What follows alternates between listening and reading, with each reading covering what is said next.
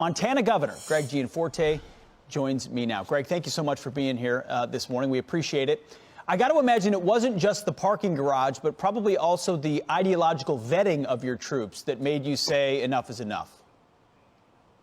Well, good morning, Pete. Happy Sunday. And it was. Our men and women, we sent about 200 of our guardsmen back to D.C. to make sure we had a peaceful transfer of power.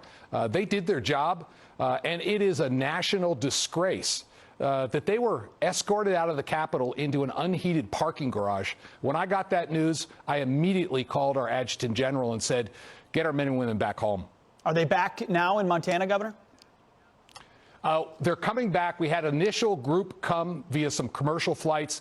The main group will come in early this week. I'll be there to greet them at the airport and just thank them. The Montana National Guard did an awesome job making sure we had a peaceful transfer of power back in Washington. Listen, you send troops to support a mission. You want the mission to be clear. You want them to be treated with respect and then come home as soon as it's over. So it all makes sense to me, minus the respect thing.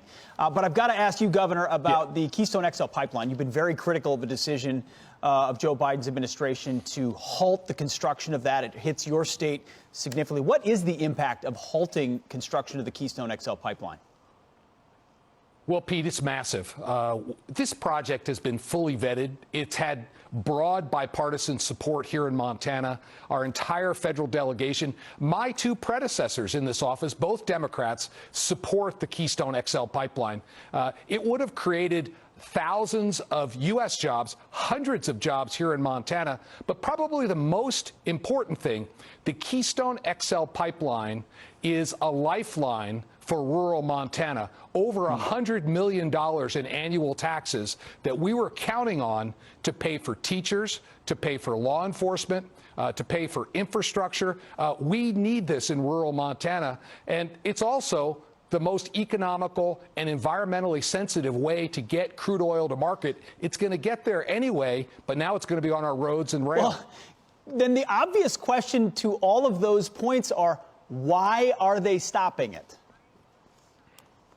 It seems to be just partisan behavior. This is eco-terrorists weighing in with the president. I want to just call on President Biden.